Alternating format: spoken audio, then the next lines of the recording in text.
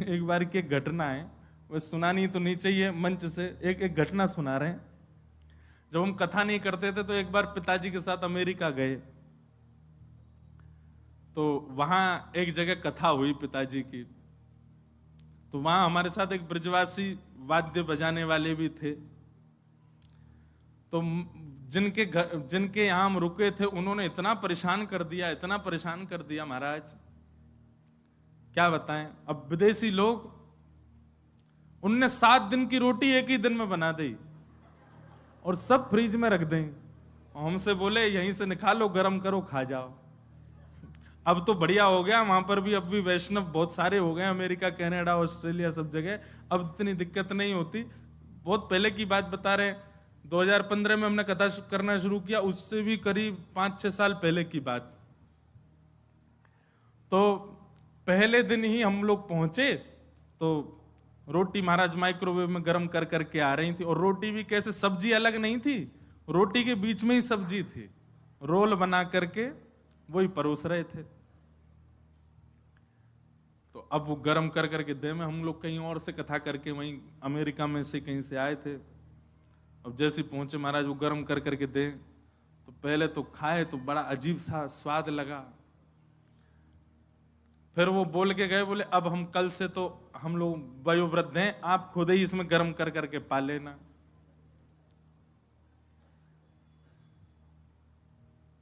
दूध भी लाते तो उसमें पानी भर के धर देते, वो ज्यादा दूध नहीं पी जाएं।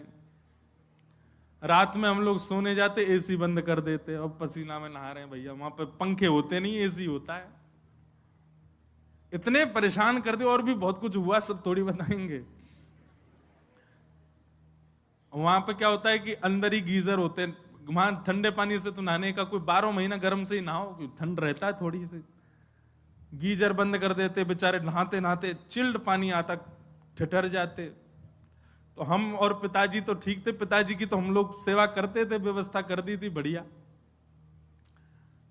और शहर का नाम लूंगा तो वो पहचान जाएंगे, इसलिए मैं शहर का नाम भी नहीं बता रहा। तो वो तबला वाले जो भैया गए थे हमारे संग ब्रजवासी, वो बड़े परेशान हो गए। अंतिम दिन क्या हुआ, सबका सम्मान किया जा रहा था, व्यास जी का किया, हम पिताजी के संग गाने पे गए थे तो हम कोरस वाले, हमारा भी सम्मान हुआ। और सबको सम्मान के बाद 2 शब्द बोलने माइक पे, पिताजी भी बोले, पिताजी तो बोल ही रहे थे, कथा कर रहे थे, हमको हमारा सम्मान, हमने भी मैं बहुत अच्छा लगा, आप लोगों ने बुलाया, सब बहुत बढ़िया रहा, ये बोले जाना तो है। जब आई उनकी बारी तो वो मंच पे आए, फिर उनका सम्मान हो गया। तो बोले, जो जिनके हम रुके थे उनका नाम लेके बोले, आपको तो हम चाहेंगे कि आप वृंदावन आओ। तो वो नीचे से ही बोले, वृंदावन में हमको संतों से मिलवाओ, वहां सबकी पनहियां खपवाएंगे तुमको। तो जैसे अभी आपने ताली बजाई, ऐसे सबने ताली बजाई, वाह वाह, इनको पनहियां मिलेंगी। अब हम और पिताजी तो एक दूसरे को देखें, तो वो उनसे उन्होंने ही बोला, पनैया का मतलब जानते? बोले नहीं नहीं नहीं, बोल पनैया रोटी होती है, एक विचित्र प्रकार की रोटी। आपको बोले 2-2 दिलवाना, 2-2। बोला हाँ 2-2 ही दिलवाएंगे तुमको। तो ऐसी अद्भुत लीला। तो श्री व्यास जी कह रहे, व्यास जू वृंदावन तज भटकत, तासिर पनही ठोक। बोले वृंदावन छोड़ के अन्य जगह सुख की कामना कर रहा है, सुख खोज रहा है, बाकी सिर पे तो पनही पड़नी चाहिए। अरे वृंदावन मिल गो, वृंदावन यदि एक बार भी प्रिय लग गया हो, हमारे राधा रमन जी नेक सुंदर लग गए हो, राधा वल्लभ जी में नेक मन लग गए हो, बिहारी जी के मंगला में, महाराज बिहारी जी के बंगला में मन झूम गए हो, समझ जाइयो तुम वृंदावन के नेक करीब आ गए। बस अब और कहीं मत जाओ, वृंदावन के ही है जाओ, वृंदावन को भजो, वृंदावन को रटो, वृंदावन में रहो, रहो चाहे कहीं भी, तन में सदा, मन में सदा वृंदावन रहे।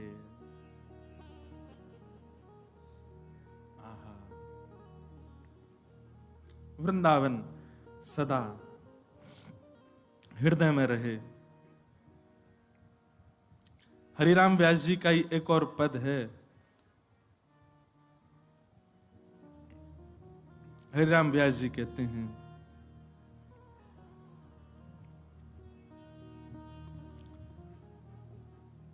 वृंदावन भजने वालों को ये पद याद होना चाहिए। रसिक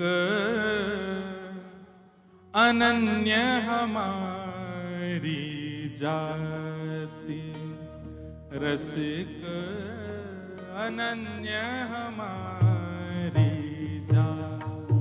हम ब्राह्मण क्षत्रिय वैश्य शूद्र बाद में हैं। गले में कंठी माला आ गई, सिर पर उर्दपुंड आ गया, ब्रजरज माथे से लग गई। आपकी जाति क्या है? बोले हम रसिक हैं। कौन है? रसिक हैं।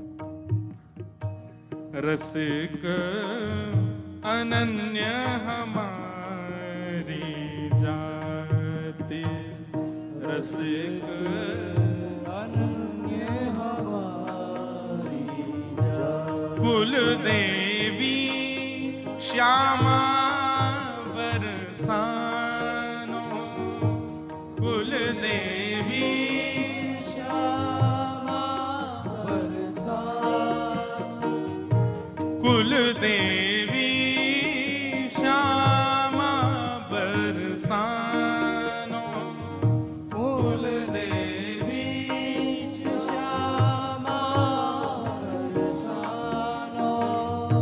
खैरो ब्रजवासिन सो पाती, खैरो ब्रजवासिन सो, खैरो ब्रजवासिन सो पाती, खैरो ब्रजवासिन सो पाती। अनन्य हमारी जाति, रसिक अनन्य हमारी जाति। देखो इस पद में हमारी पूरी पहचान है। बहुत ध्यान से उन सब लोग इधर देखो। कुलदेवी कौन है? हमारी श्री राधा रानी।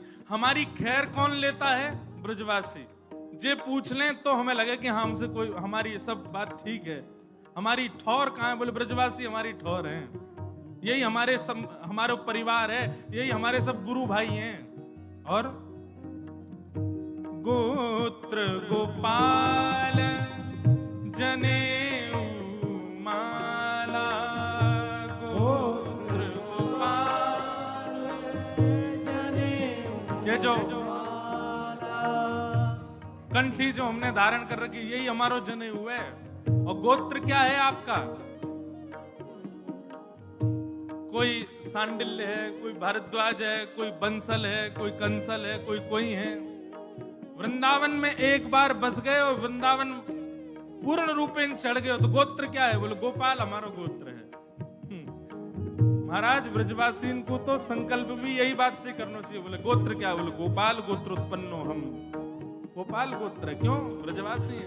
हरिराम व्यास जी कह रहे हैं गोत्र गोपाल जनेऊ माला, गोत्र गोपाल जनेऊ माला। शिखा शिखंडी हरि मंदिर भाल, शिखा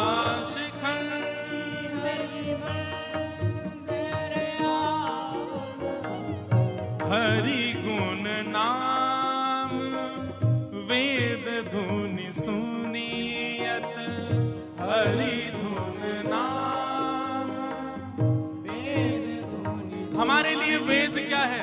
हरि नाम ही हमारे वेद ध्वनि है। और मूज पखावज कुश करताला, मूज पखावज कुश करताला। अनन्य हमारी जाति, रसिक अनन्य हमारी जाति, रसिक अनन्य हमारी जाति, रसिक अनन्य हमारी। अब और परिचय सुनो।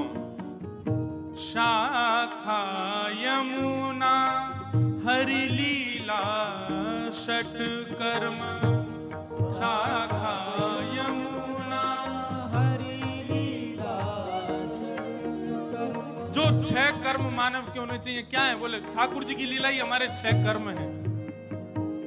शाखा यमुना हरि लीला षट कर्म, शाखा यमुना हरि लीला और प्रसाद प्राण धन रास मेरो, प्रसाद प्राण धन रास मेरो। अनन्य हमारी जाति रसिक, अनन्य हमारी जाति रसिक, अनन्य हमारी जाति रसिक, अनन्य हमारी जाति। और आपकी विधि क्या है और निषेध क्या है जीवन में? करने योग्य और अकरने योग्य क्या है? विधि निषेध है सेवा विधि, निषेध जड़ संगति, सेवा विधि निषेध संगति। सेवा हमारी विधि है, और जड़ संगति यानी कि जो हरि विमुख हैं उनका त्याग ही हमारे लिए निषेध है। उनके संग नहीं बैठना, उनके संग नहीं खाना, उनके संग नहीं रहना। सेवा विधि